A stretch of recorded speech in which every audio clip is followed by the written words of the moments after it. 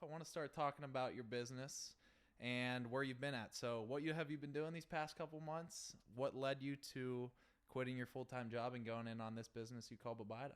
Bebida. Bebida. Bebida, yeah, Bebida. It's my first business.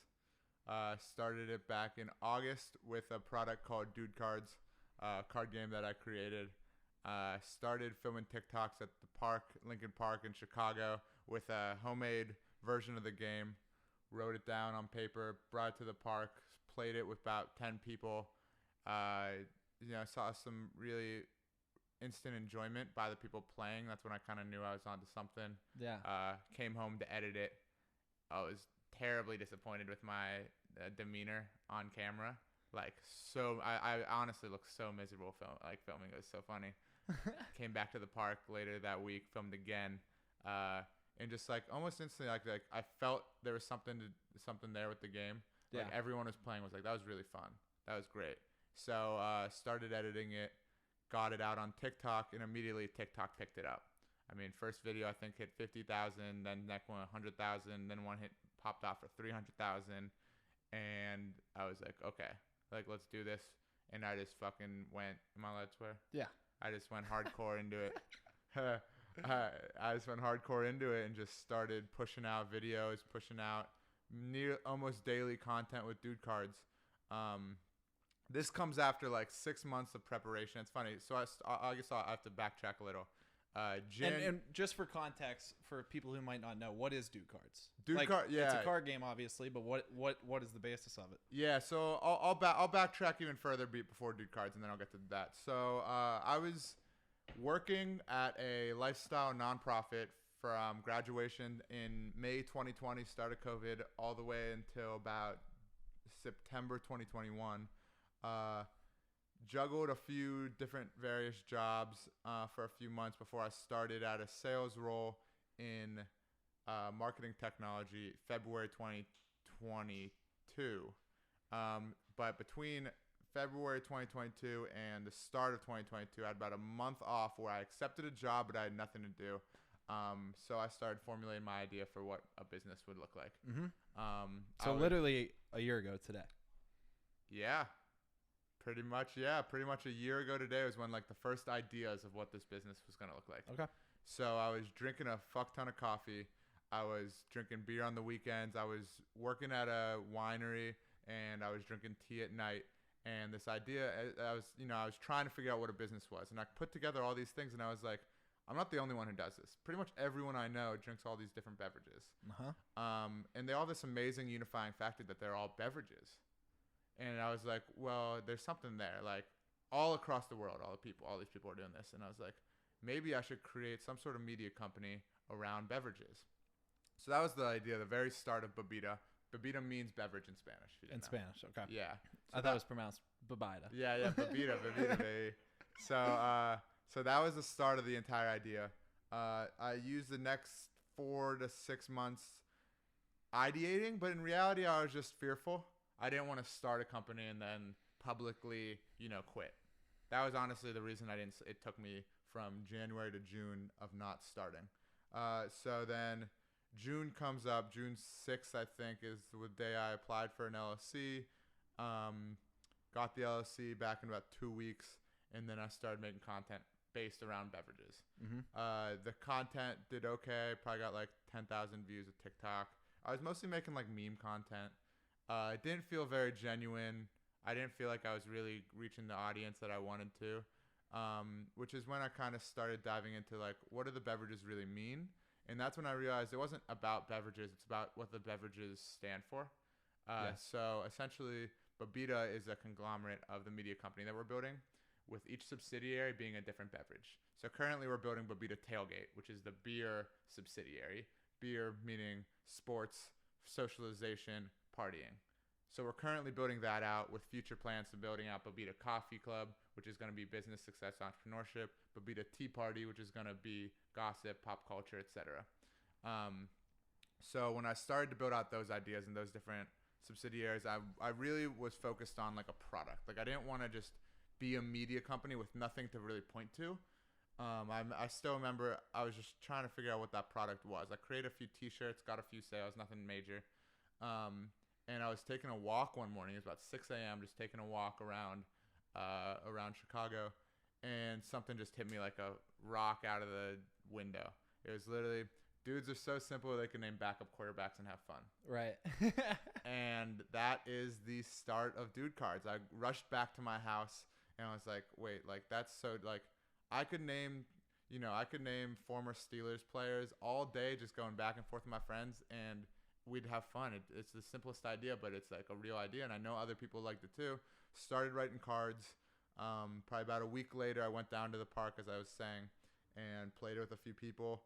Instant feedback. TikTok liked it, and that's when I pretty much went hard for about 3 months making exclusively Dude Cards content. That's awesome. That's awesome. And now I know you have different aspects of the business that you want to get into, but from the outside looking in, I'd say that you are fully in on the tailgate aspect of it right now. Is that correct in saying? Yeah. So that's the only subsidiary that we're working on currently. We're trying to blow that up before we, move too fast. We're not trying to move too fast. Right now we are trying to grow Bebida Tailgate, which is our beer subsidiary, which is our sports, partying, socialization side of the business. And how are you doing that? So we're traveling to different tailgates, different events pretty much, and trying to focus on the fans and promote fandoms across different sports teams and different industries. And we're doing that through trivia with different fans. We're doing that through Dude Cards. We're doing that with different games that we're promoting just on TikTok and all social media platforms. We found people.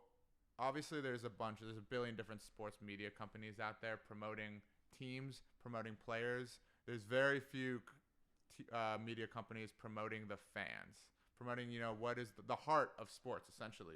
Without the fans, there is no sports. Right.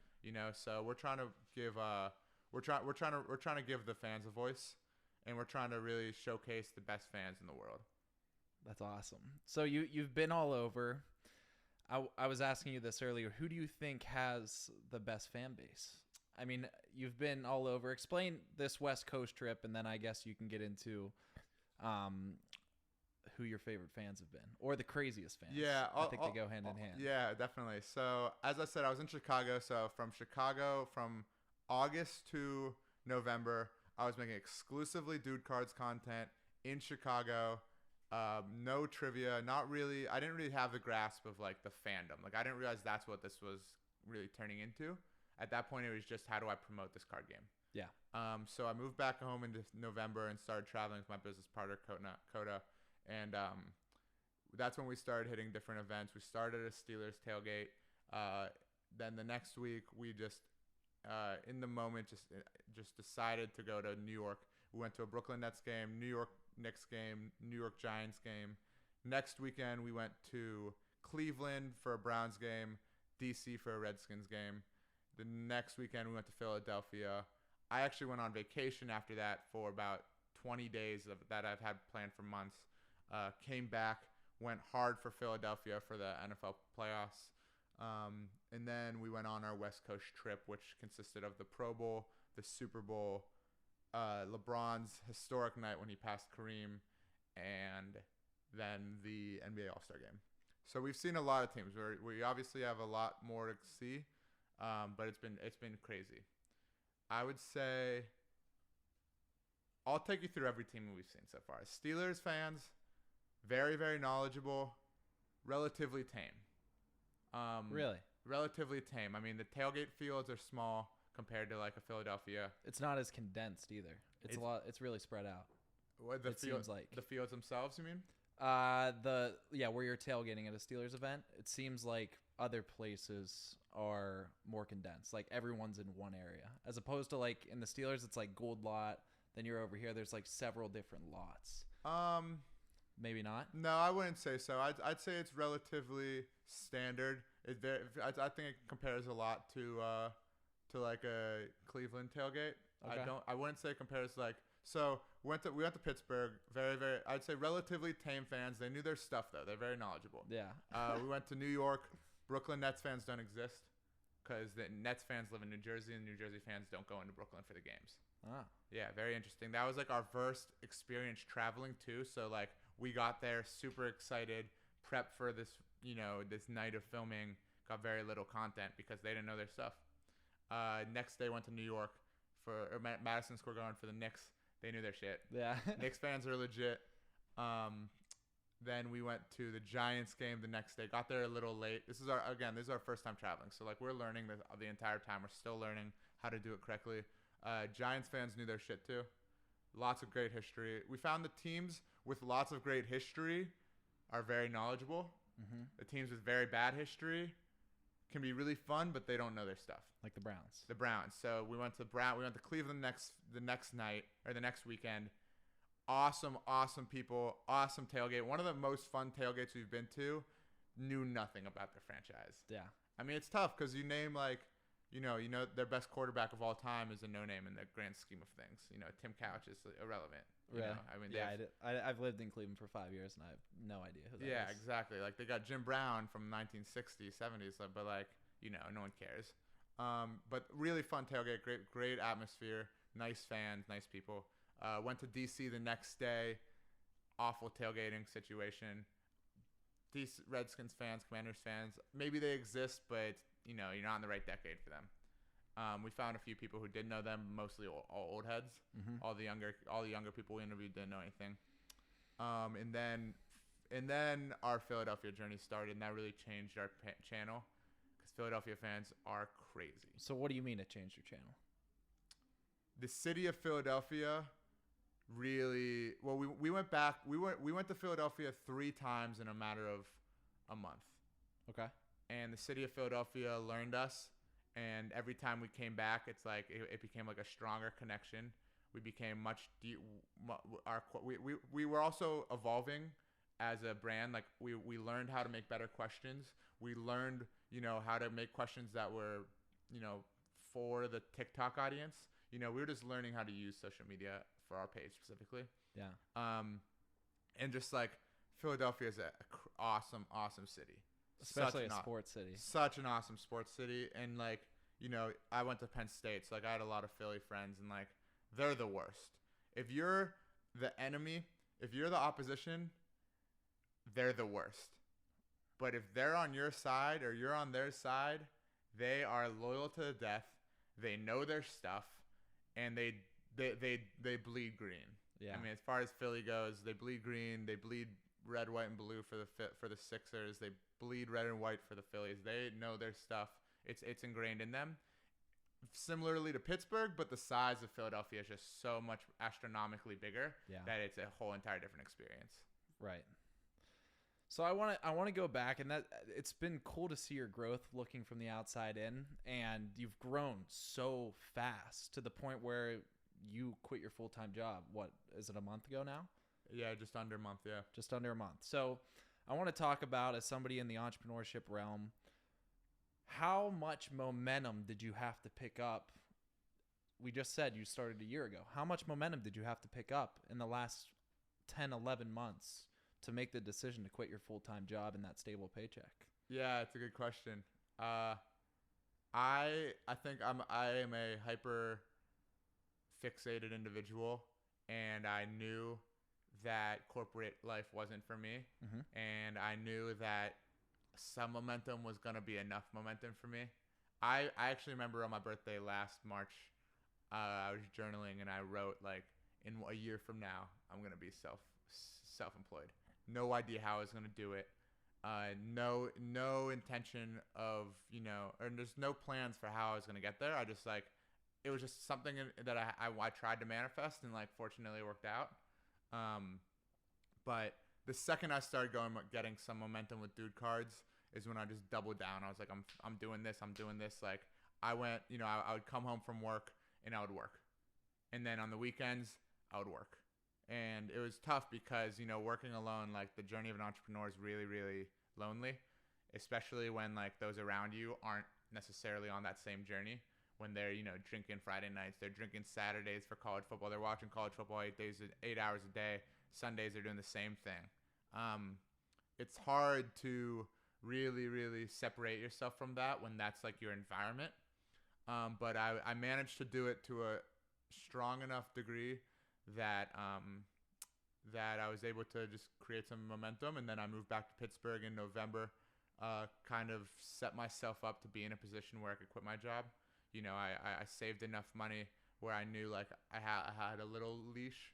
I'm far, far, far from like, self-sufficient on a long-term scale, but like I know that like I have a little room to, mess up. And then, and then I just, no, the last 2 months has been so amazing for our growth. I mean, I think I moved back to Pittsburgh in November. We were at 40,000. We started doing the tailgates. We started hitting the Pittsburgh tailgates late November, early December. We were at like 50,000. By the time I left for my vacation at December 27th, I think we were around 67,000. And now a month and a half later, we're at 105,000, growing by the day. Wow, that is crazy. What what is it that aside from consistency, and we've been talking all day about different ways that you've been able to grow, but what are these little, because there's so many people out there that are doing things not exactly what you're doing, but there's so much media out there that is just being flushed into these TikTok and Instagram environments. So how are you able to differentiate yourself and find these little things that are like, okay, when somebody sees a video, how do you turn that video into them being invested in it and wanting to follow and invest time in Bebida? Yeah, I'd say constant improvement. Really analyzing your content, really analyzing what worked, what didn't work, and why that was. I see a lot of content creators who don't really analyze their stuff. It's a definition of insanity, doing the same thing over and over again and expecting a different result. Yeah. And so many creators and like wannabe creators just do the same thing over again, and they wonder like, why does this person have success and why don't I? And it's just like, look at your content and analyze it. Look at it. Say, hey, because TikTok tells you where people drop off. They tell you what your attention rate is. They tell you all the engagement. It's like, hey, I'm missing, like, for some reason, people drop off at this moment in the TikTok. At 20 seconds in, I see half of the viewers drop off. Why did they drop off? And if you're not looking at that, analyzing that, and then using that information to improve your page and improve your content, then you're not going to grow. If you use that, and it's a journey too. It's like, obviously nobody starts out as a great content creator. I've been creating content, recreationally for years before I actually started Bebida, and all of that, just accumulated to growing my skill set and, growing my ability to look at content and seeing why it works. Is that something that is instilled in you, just finding a way through it? Or has there been a mentor? Or is this just something that you pick up on? Like, how are you able to grow? Obviously, you're able to grow at such a fast rate, and it's because you're able to dissect these minute factors that, in the end, will create a following with Bebida. And is that something that, has somebody taught you this? Is it something that you look towards people that are successful in the realm and you realize that they're making these minor tweaks? Or is that just your aggressive approach to going all in and figuring out a way to just, put the best possible 20 to 30 second clip, and that's just your ambition? Yeah, I think it's a combination of both. Like, I think I definitely have some people around me for years who have been like really, maybe not, I don't think supportive is the right word, but like, like-minded individuals who want to succeed, who want to be, the best people they can be. And that's important to have around you. And it's tough because I didn't always, like, I had those people in my life, but they weren't necessarily the people in my, immediate environment. Mm-hmm. I would say my number one, something that I really, take for, that I'm really grateful for, is my curiosity. I would say, like, I love my parents. I look at books to be like my third parent. Mm-hmm. Like, I've been a long time reader. I love my parents. I don't want to do what they do. So I look to books to kind of learn about what, the possibilities in life are. Yeah. I don't read much self-development anymore, but there was a time in my life, especially during college, where self-development really, really helped shape who I am and who I want to be. Was there a specific book? What was the best self-development book that you ever came across? Wow.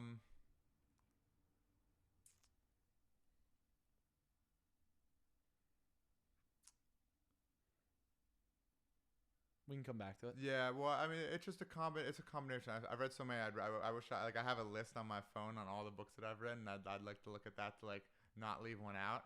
Right. The Miracle Morning really helped me build my morning routine, which is so big. I've kind of fallen off of that recently, but like I know it's still in me. It's still rooted in me. It's still rooted in like who I am. So I'm gonna get back on that soon. You're conscious that you need to get back I'm to it conscious. at some point. Yeah, of course. Yeah. The Subtle Art to Not Give a Fuck. Mm-hmm. Great book. Mark Manson. Mark Manson. Yeah. I I really look to a lot of creators doing that inspire me. Like specifically, I've been when I watch content, I watch it analytically. Like I see what like Mr. Beast, for example. I'm sure I'm not the only creator. If you're a creator, you need to be watching Mr. Beast. Simply put, his ability to engage an audience and keep them engaged is next level. He's pretty much the creator of this space, and I definitely admire what he's built. I admire what Gary Vee's built. Even if you don't agree with their content, like plenty of content creators who I admire and I respect and I look for inspiration. I don't even like their content, Right. but I like how they're building it. Yeah. Yeah. They're really good at keeping their fans engaged and building a fan base or a group of people that are committed to the story that they're trying to tell. Absolutely. I completely agree. And I want to talk about the time that you were in Chicago starting this, and you talk about these lonely times after work where you're working a full-time job and these lonely time on the weekends. Was there ever a point in time that there's always going to be a point in time in entrepreneurship where it doesn't seem like it's going to work out, and maybe it wasn't, maybe it's different for you. How did you manage to get through the times when maybe the vision wasn't as clear as it once was? Yeah, I mean, genuinely speaking, I'm a crazy motherfucker. Like I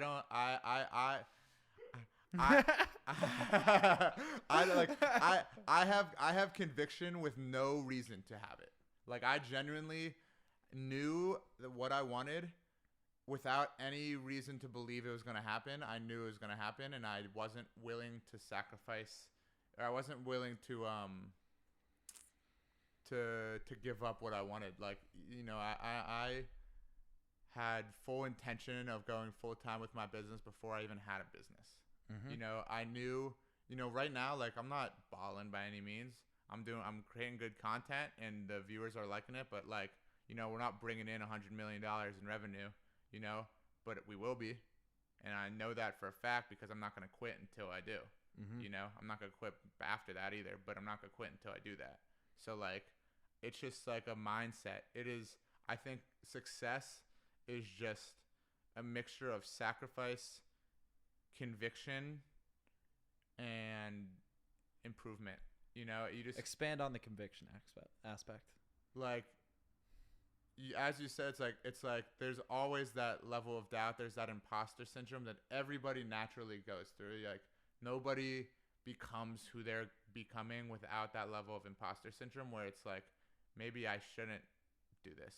You look up to your favorite creators, you look up to your favorite businessmen, whoever you look up to, and you put them on a pedestal because you see where they are, but you didn't see where they go through. Mm-hmm. And it's really important to look at that and like humanize them and like realize that like, obviously there's nepotism and everything, but most people really, really worked really hard to get where they are. And there was a point where they were nobody and they had nothing going for them other than the belief that they were going to become something.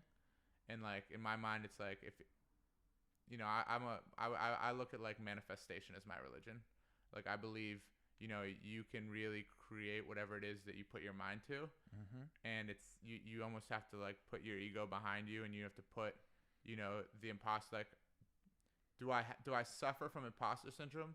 Yeah, definitely. I totally go through times where I'm like, man, like I'm not where I want to be.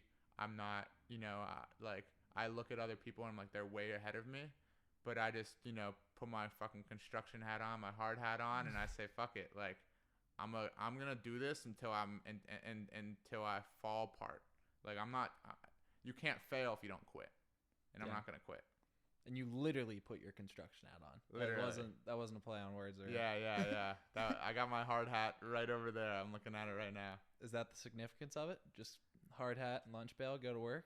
I guess it just became a metaphor, but no, when we went out to our first Steelers tailgate, I was literally just like grabbing things, and I was like, that hard hat could be kind of funny. Yeah.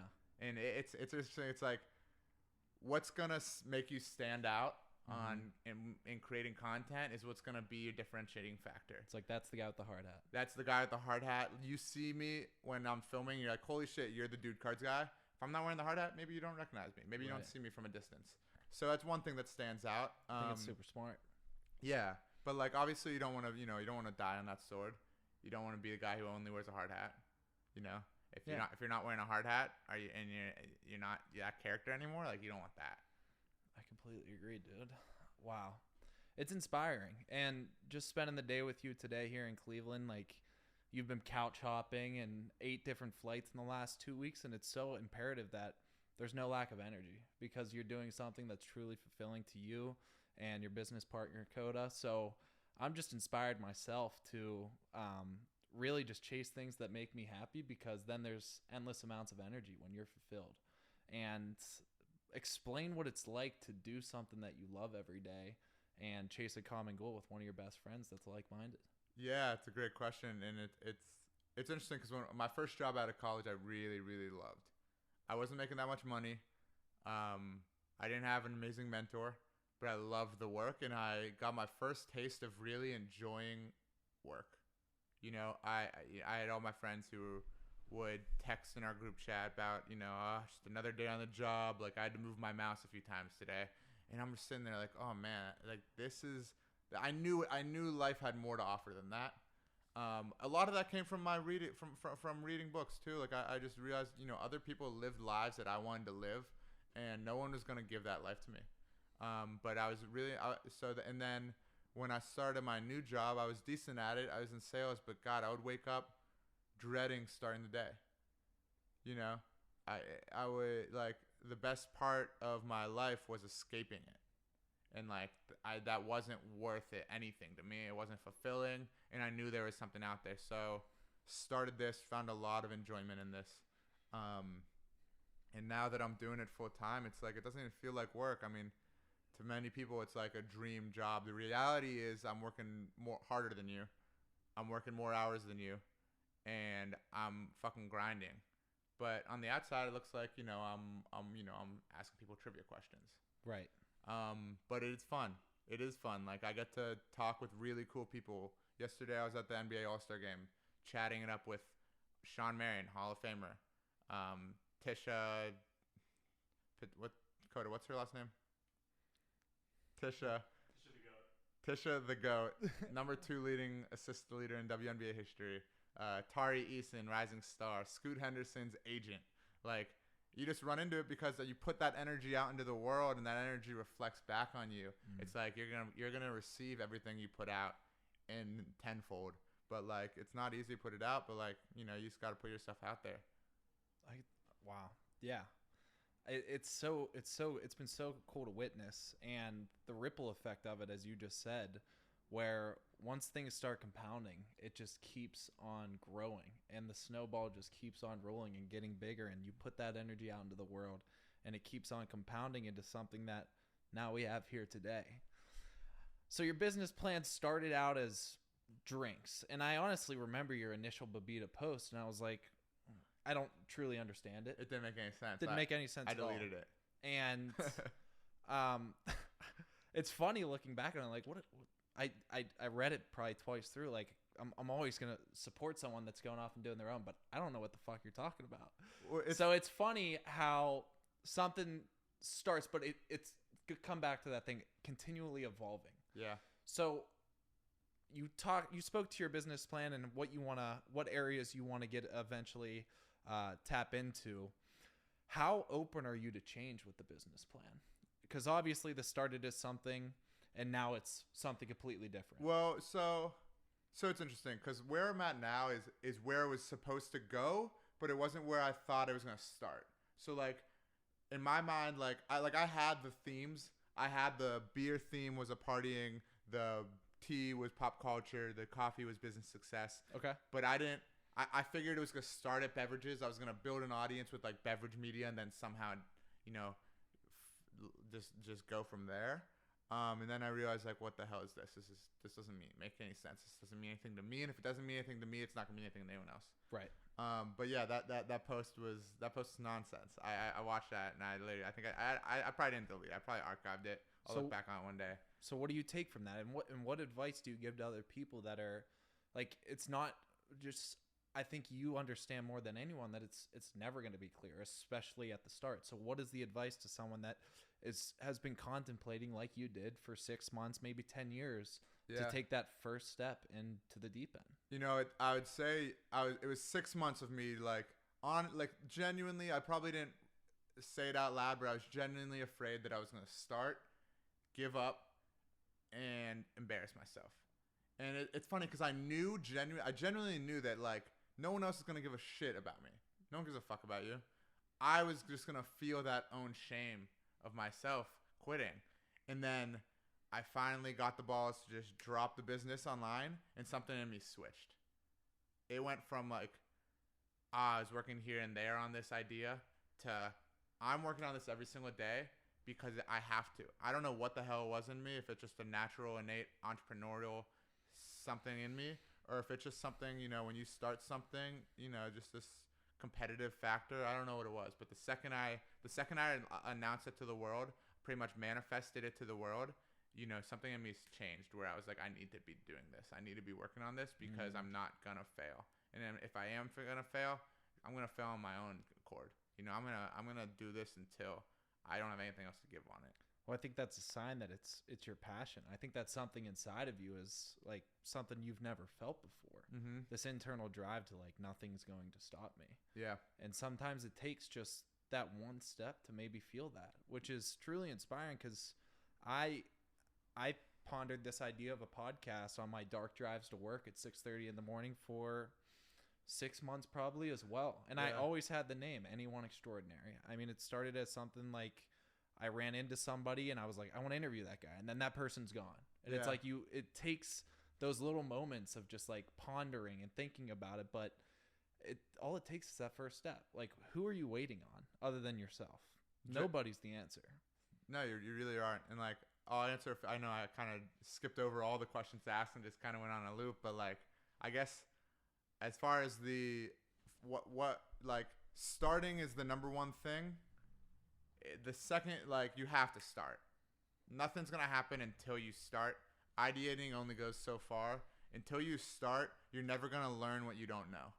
Like, it took me about a month and a half to realize that making content memes about beverages like isn't a business. It genuinely. Funny now. It's funny now. Yeah, it's hilarious. It's hilarious. Like the content made no sense. It literally made no sense. But like I didn't know that until I started doing it. So, and then throughout doing it is how you're going to evolve. You're not going to evolve thinking about it. Yeah, you might get a better idea, but like until you put it out in the world, get feedback on that. Social media is going to give you feedback immediately. Your shit flops. Your shit sucks. Social media is it's unrelentless. It's relentless. Social media is relentless. It genuinely is. It like it doesn't care who you are. TikTok specifically, you could have 3 million followers on TikTok, post a terrible video, and get 400 views. It's crazy. Like Instagram, Facebook, YouTube, they're a little different. You get subscribers. You have a base minimum that you're gonna hit. TikTok is unforgiving. If your content sucks, doesn't matter how many followers you have. Like social media is gonna tell you if your stuff is good or not. And then it's how you react to that. Are you gonna react to that and saying, okay, this is shit. I don't want to do this ever again? Or are you going to say, this is shit. How do I improve this? And it's the person who does the latter who's going to succeed. So it sounds like your commitment to being a lifelong learner is the ultimate testimony for your success thus far. And I think your ability to continue to have an open mindset and continue to learn and continue to grow past these people that grow complacent in their realm, in this social media realm, will be the ultimate test of your commitment and success in the future. Would you agree? Yeah, I like that. I like how you put that. Lifelong learning is definitely something that was pushed on me, honestly, as a child from my parents. I don't like. I've heard that term so many times, and I never really, conceptualized it until right now. That's a great way to put it. And I think it's even evident so far, because with the growth you've seen in such a short period of time, like truly, I would say what over the last 4 to 6 months has been the main growth. All of it, yeah. All of it. So in 4 to 6 months, you see this growth, which is not common in this area. And I think it would be very easy for you to get stuck in this loophole of posting the same things and not looking that deep into it and maybe working some shorter days. But we were talking earlier, and you're still just as dedicated as you were when it was a startup and you were living in Chicago working a full-time job.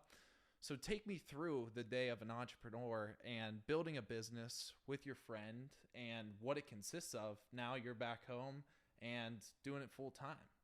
Yeah, it's not as pretty as it's shaped up to be.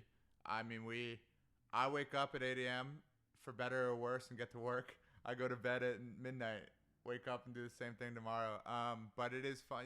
Obviously I'm in a sports media position, so it's a little different than, going up working on, using your hands every day, getting, whatever it is your job is. But it's a lot more creative in the sense that we're creating a business from scratch. It's not like we're selling a really great product. I don't have a $150 product that I need to sell 10 times a month. I have no product that I'm selling. I mean, I have dude cards that I'm making some sales on. I have content that I'm making a lot of views on. But as far as revenue coming in, like, I need to build that out. I need to figure out what that is. And this creator economy that is relatively new in the past 5 years is so undiscovered despite being oversaturated. Like, companies don't know how to use creators yet. Creators don't know how to use companies yet. The whole marketing world is being flipped upside down, and it's almost like a wild, wild west. And where I'm at now is not only how do I bring in revenue, but how do I bring in value to these companies that are going to give me revenue? And it's really great to have, my business partner Coda helping me build it out, because we bounce stuff off each other. So like a daily life, it's like pretty much we're doing everything from, preparing for our weekend trips to editing to reaching out to different people in the industry, trying to create partnerships, trying to create relationships with different brands, to vision setting, to long-term planning, figuring out how do we evolve the content, because what I'm doing right now, Trivia just it's not a viable company. Creating content is hypothetically a viable company, but Trivia alone is just a type of content. Right. So we're just trying to a lot of just evolving, as you said. You left out whose couch you're going to sleep on next to. That's a big part of traveling and hitting different states and cities. The logistics have been crazy. We've missed 2 flights. We've slept on 14 couches between the two of us. But we're pretty spontaneous with that stuff, for better or for worse. We're definitely not as organized as we should be. It's okay. Part of the game, I guess. But one day we'll have an assistant doing all the handling, all that shit. Yeah, one of my best friends from college, we had this saying just called "figure it out." Whatever situation you're in, if you could just program your mind to say "figure it out," and whenever you're thrown into an adverse situation, your mind automatically says "figure it out," and you know the way through, rather than initially making excuses or different things like that, which you seem to do, and find enjoyment in it too, which I think is super interesting. Like, it's not, oh, we missed this flight, the world's over, this and that. It's smile on your face. We knew it wasn't going to work out perfectly. Like, we prepared our minds for this. This is the route that we want to take. Like, we're still on the right path, even though we're not in the air right now. Yeah, it takes a lot of long-term ideating. Like, you really have to, like, that hurt the bank account, missing those flights. No Yeah. question about it. Like, booking flights the day of is not the same as booking flights 2 weeks out. Yeah. But you just got to keep on keeping on. We know that money is small change in the grand scheme of things. Right. So you just got to keep that mentality, pretty much. Awesome, dude. Uh, there's so much to pick up on here, and I want to go back and talk about the different business plans once again. So Yeah. we're in the tailgate realm, and you hinted towards a couple other things. Is there one thing that you want to go into next? That is, are you going to the coffee business plan? Are you maybe just like seeing how far we can take this tailgate thing? I know you have a lot of plans on the horizon, and they're forever changing. But what is the future at Bebida look like? I'd say in the short term, 3 to 6 months, long form video within Bebida tailgate. And what will that look like? We're still figuring it out. YouTube and Facebook are obviously going to be like the channels in which we post our long form video. So right now, if you were to go to an Ohio State Michigan football game, what does your long form content look like? Yeah. So we're figuring out what sort of what sort of the college culture we want to showcase. Obviously, there's your Nelk boys and your boys in 98 who are just showcasing the crazy party lifestyle. Genuinely speaking, that's not who I am. Maybe back in college I was closer to that, but I'm pretty responsible as far as like drinking goes. But we understand it's a huge market. I mean, you look at I'm Schmack from back in the day. You look at Barstool back from their college tour. Like, there's a huge market for it, and we gotta do what's best for Bebida. So we'll probably showcase part of that in our content, but we also want our company is built on fandoms. Our company is built on communities, and that's hopefully only going to be a part of it. We want to showcase the sports scene of all of those schools. We want to showcase the alumni and how really strong the sports culture has to do with like who they are as people. We want to showcase the players, the teams. Like, we want to kind of build out this full spectrum view of what the culture looks like around a school. So maybe in a 10-minute video, we're going to show you 4 different sides of what a game day looks like, as opposed to let's go to Michigan, get fucked up for 8 hours, cut it together to 8-minute video, and let the world see how drunk we can get. Like, it's gonna be a part of our content because people love that shit. Jumping through tables. People love that shit. Bills Mafia, Nelk Boys, like, that's huge. It's a huge market that we're probably gonna tap into. It's just only gonna be a part of our company. Yeah, I think that's a good idea. And with the business, obviously, in the next 3 to 6 months, you see long form content coming in on top of the trivia and short term content that you've seen success with already. And you seem to want to already diversify your portfolio in terms of videos.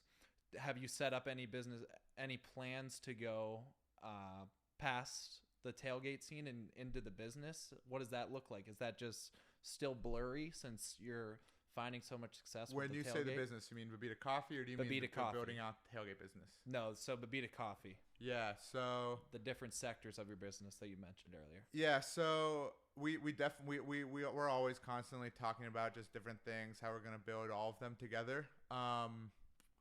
In my mind right now, we look at each of the different subsidiaries as fully different companies, all under a conglomerate, but they're not going to be just like carbon copies of another one and throw coffee on there instead of tailgate.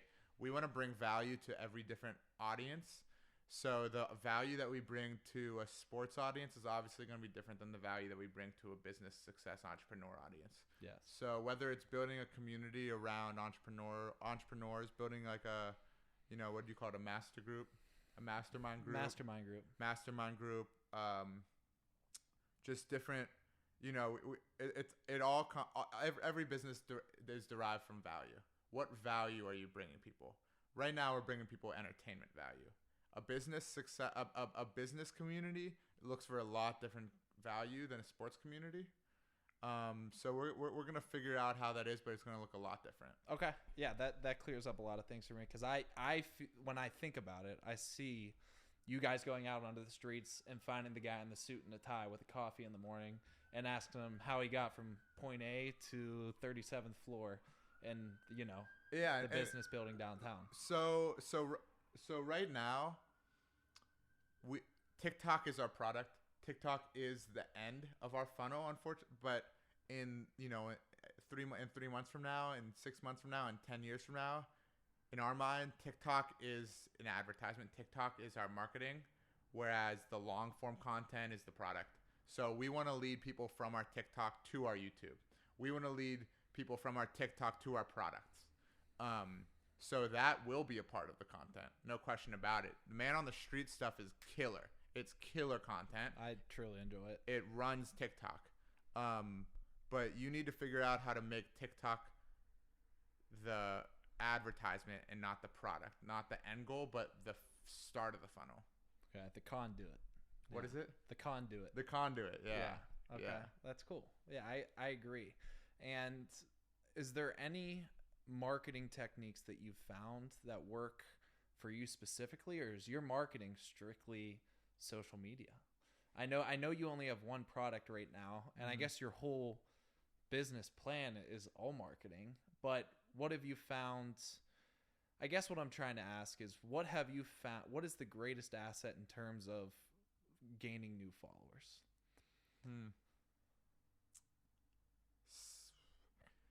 Differentiating yourself from everyone else.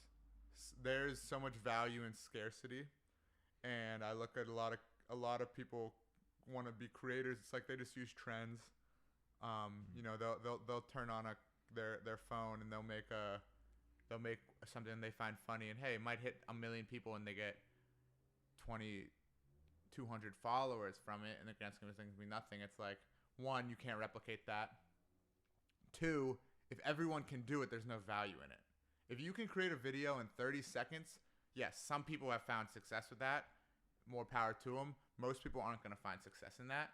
If you can create a video in 30 seconds, same as everyone else. And if everyone else can do it, your content isn't different from everyone else, and you're not going to gain any brand equity from that. That makes a lot of sense. Wow. Yeah. Is there anything else that you want to hit on today? Before we wrap it up. I could do this for hours. I love talking about this shit. Yeah.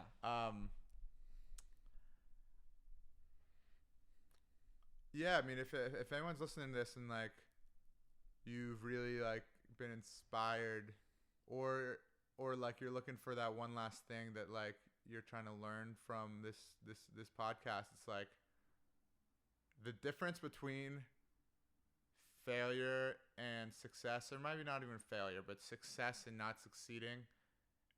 In my opinion, is what are you willing to sacrifice? What are you willing to give up for that long-term gratification? And if you're not willing to give it up, then you're not going to go anywhere. Like anybody can try something once, have success, not have success. Are you willing to give up your Friday night? Are you willing to give up your Saturdays? Are you willing to give up your Sundays? Because all of us have 9-to-5s until you don't have a 9-to-5, and like you're not going to get out of that, get out of that loop, get out of that corporate life until you really put in the work when other people aren't.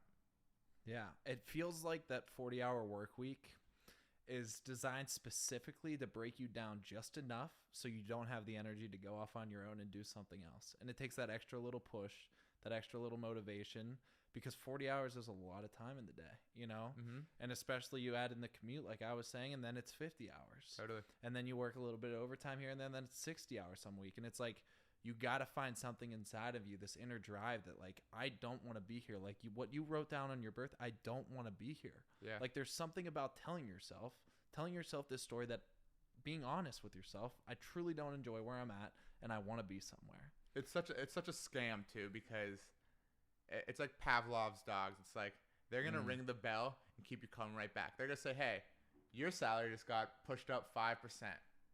You know what that 5% does to you?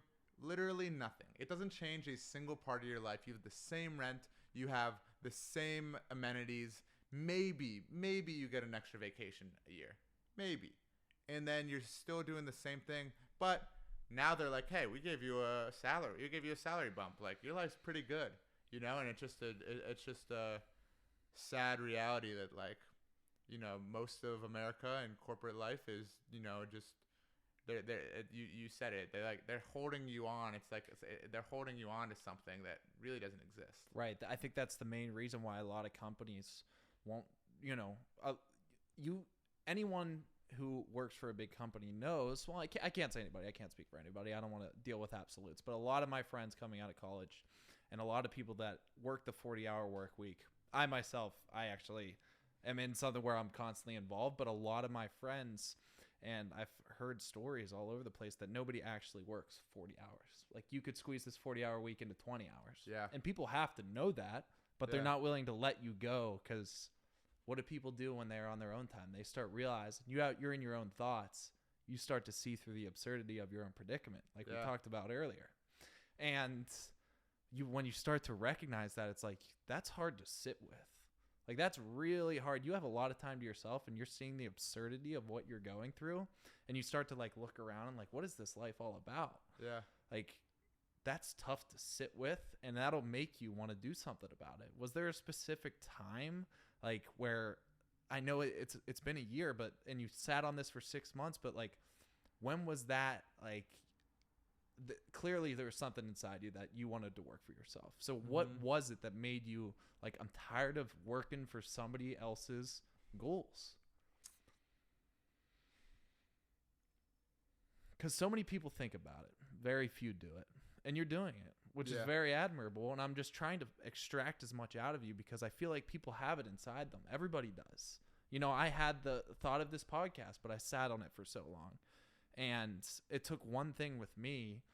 I was so worried that I wasn't interesting. Like, I didn't want to be the podcaster that was just preaching to somebody. Like, I truly enjoy having extraordinary people on like yourself and trying to get as much out of them as I can. So I can benefit, but hopefully other people can as well. Mm-hmm. And I heard this person say, you don't have to be interesting, you have to be interested.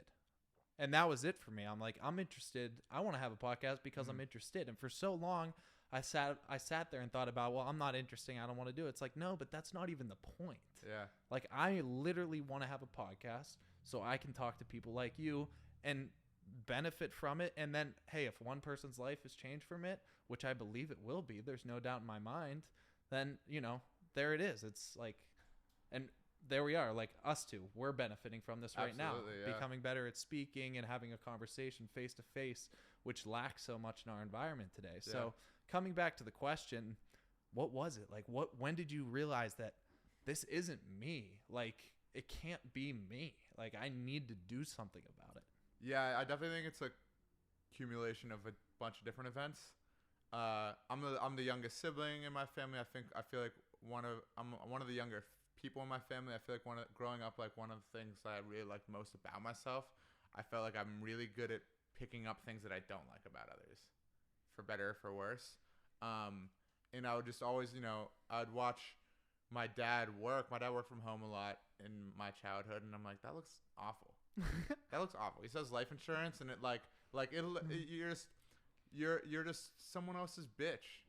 All respect to my dad, I don't even mean him specifically. I just mean, like, when you're working corporate life, you have a boss. I felt bad when I was working in sales role. I felt when I was, like, doing my laundry, I felt bad about it because I was doing my laundry on work's time, on, like, someone else's dollar. And it's like, what the hell kind of life is this where I can't do my own laundry without guilt? Yeah.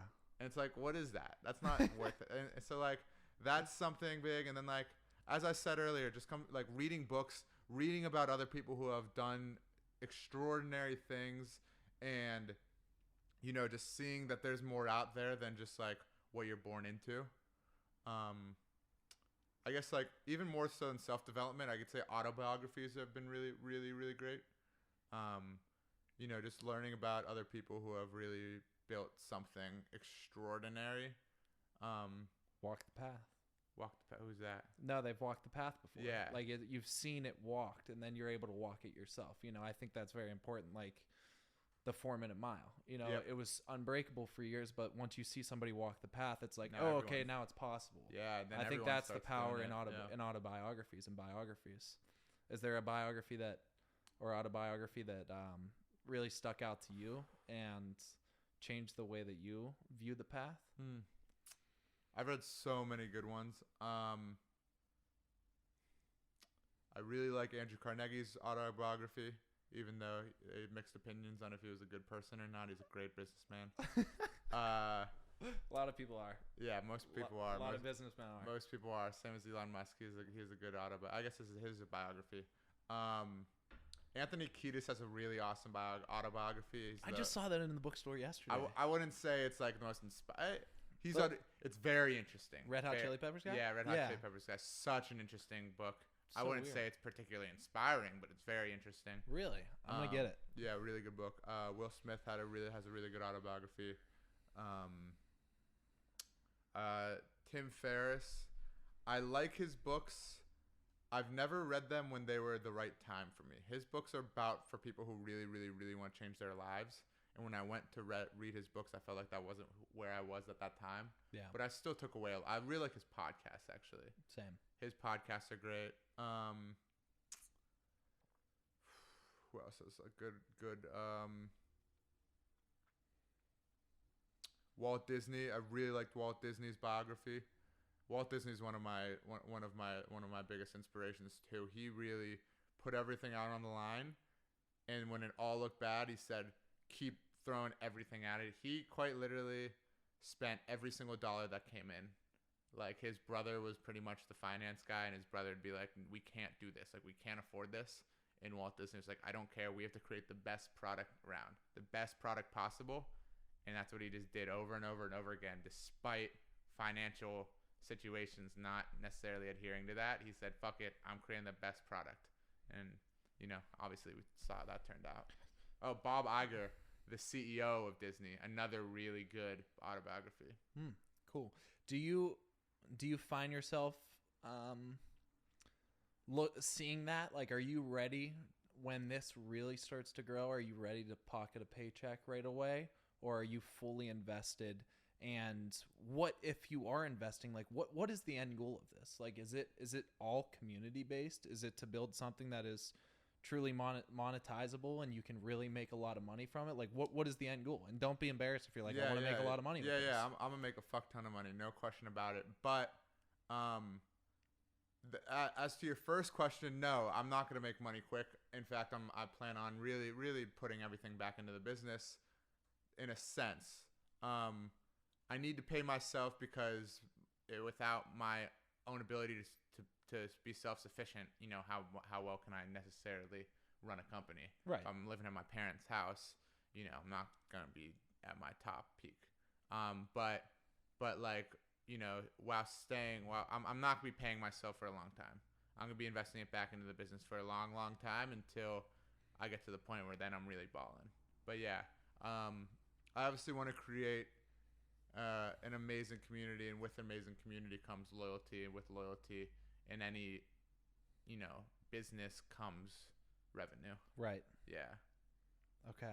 Yeah, it's all like invest back, and you just know that you've already created loyal fans, and you're that guy in the hard hat that people are really, like you said, starting to recognize at tailgates, and like that's your community right now, but it's ever expanding. And it'll be cool to like just invest and see this circle grow. And I gotta say, man, I'm truly inspired, and I can't wait to see where Bebida goes in the future. I'm excited for this podcast to get up, and I think we hit on a lot of points that people will resonate with today.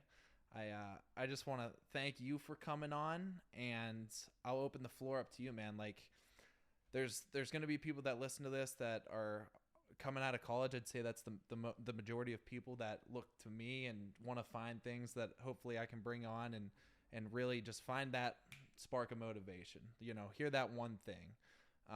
What is it? Like, what can you bring to the people? It doesn't have to be anything business related. Yeah. It can be just something like, hey, go out and enjoy life, man. Like, do what you do.